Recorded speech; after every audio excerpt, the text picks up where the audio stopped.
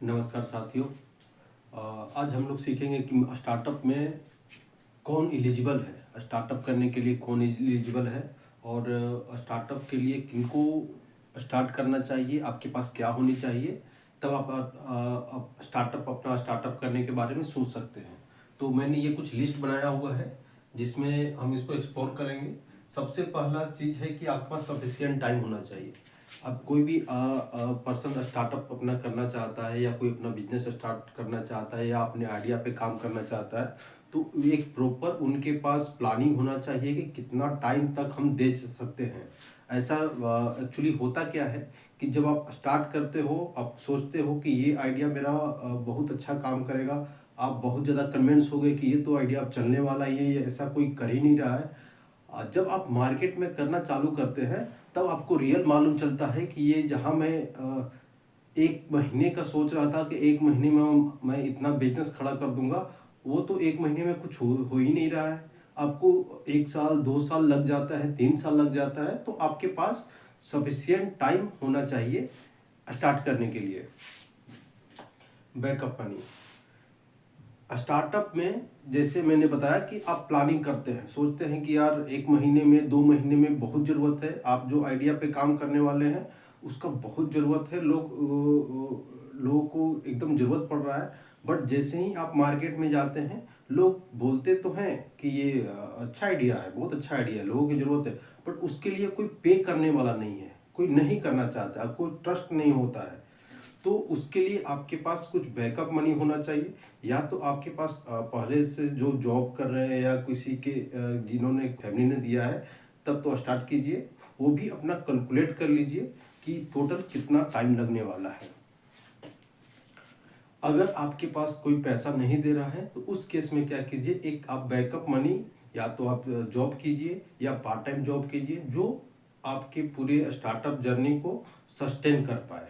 अपना आइडिया लेके अपने फैमिली के पास जाते हैं तो सबसे पहले क्या होता है कि सबसे पहले आपकी फैमिली ही आपको बोलेगी कि नहीं करो, जाके जॉब करो, इसमें बहुत ज़्यादा रिस्क है, नहीं चल पाएगा। ये अपने आपके फैमिली जो है वो अपने बेसिस पे डिसीजन बनाते हैं कि ये मेरा जो बेटा है वो रिस्क ना ले, क्योंकि जो स्टार्टअप की जो सक्सेस रेशियो है बहुत कम है, मैक्सिमम लोग फेल कर जाते हैं। तो आपके पेरेंट्स चाहते हैं कि आप फेल ना करो, आप रोड पे ना आओ, पहले आप जॉब करो, एक्सपीरियंस लो, तब आपके पास स्टार्टअप करो या अपना बिजनेस करो। बट आप वो कोशिश करते हैं कि आपके पास कमा के बैकअप हो जाए, तब वो स्टार्ट करें। तो सबसे पहले आपको इतना बहादुर होना पड़ेगा, अपने आप पे इतना विश्वास होना पड़ेगा कि आप अपने फैमिली से भी, अगर फैमिली आपका मना कर रहा है तो भी आप जाके आपके पास वो ऐसा प्लान है तो आप अपने फैमिली के अगेंस्ट जाके भी अपने आइडिया पे काम कर सके। और दूसरी चीज़, जब आप कोई काम स्टार्ट करते हैं तो आपके जो अगल बगल वाले लोग भी आपका बहुत ज़्यादा क्रिटिसाइज करते हैं। वो आपको बातों को बोलेंगे कि अरे यार बिजनेस करना स्टार्ट कर दिया, आपने इंजीनियरिंग किया है, आपने एमबीए किया है, आपने डॉक्टर बन शॉप खोलने जा रहे हो। तो उस समय भी सोसाइटी भी आपको नीचे खींचने की कोशिश करेगी। तो आपको इतना बहादुर होना पड़ेगा कि आप अपने फैमिली से और अपने समाज से लड़ सकें। अगर आप स्टार्टअप कर रहे हैं तो आपको एक टारगेट ओरिएंटेड होना पड़ेगा। टारगेट ओरिएंटेड के मतलब कि आपने कुछ डिसाइड कर लिया है कि मुझे ये करना है, तो आपने 2 महीने ट्राई किए, अब ये नहीं कि उसको छोड़ सकते हैं, आप दूसरा तरीका ढूंढिए वहाँ पे कैसे पहुँच सकते हैं। अगर आपने सोच लिया है कि मुझे एक पार्टिकुलर जगह तक जाना है, तो आप उसको बीच रास्ते से छोड़िए मत कि मैं अपना आइडिया चेंज कर दूं। आप उसमें कैसे कौन सा रास्ता ढूंढ सकते हैं, कैसे जाना है, वो आपको तय करना पड़ेगा। टारगेट एक होगा बट आपको जाना कैसे है वो आप रास्ता बदल सकते हैं, आप उसको छोड़ नहीं सकते हैं। तो आपको टारगेट ओरिएंटेड होना पड़ेगा। आपको हो सकता है शुरुआत में कुछ दिन ज़्यादा 2-4 घंटे एक्स्ट्रा काम करना पड़ जाए, रात को भी काम पड़ना है, रात दिन काम करना पड़ जाए, तो आपको इतना हो कि आपको टारगेट हो, प्रॉब्लम आ गए तो उसको सोल्व करना है, छोड़ के नहीं जाना है। स्टार्टअप करते समय आपको एक चीज़ ध्यान रखना है कि आप कभी भी लालची नहीं बन सकते हैं। अगर आप लालची बनिएगा आप बिजनेस नहीं कर सकते स्टार्टअप में। कोई भी बिजनेस स्टार्ट करता है तो शुरुआत में उसको लॉस होता है। शुरुआत में अगर आप 10 कस्टमर भी आ गए तो आपका लॉस होगा, क्योंकि एक चीज़ समझिए कि एक प्रोडक्ट को आपको भेजने भेजने के लिए आपको मार्केट में जाना होगा, मार्केट से सामान लेके आना होगा।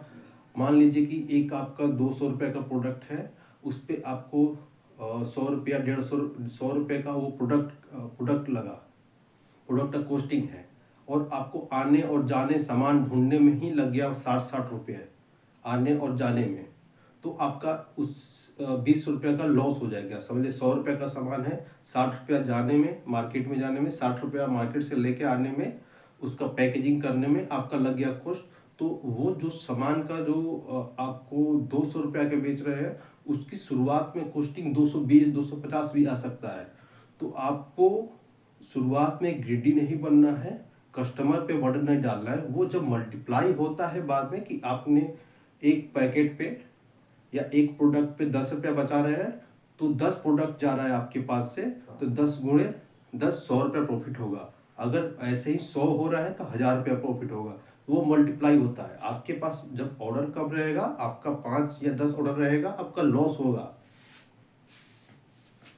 स्टार्टअप करने से पहले आप ये माइंड में बैठा ले, स्टार्टअप करने से पहले ये माइंड में बैठा ले कि आप केवल पैसे के लिए स्टार्टअप नहीं कर सकते हैं।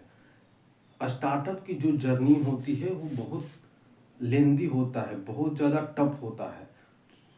कोई भी आपको सपोर्ट करने वाला नहीं आएगा, आपके पास पैसे नहीं होंगे, आपके मार्केटिंग के पैसे नहीं होंगे।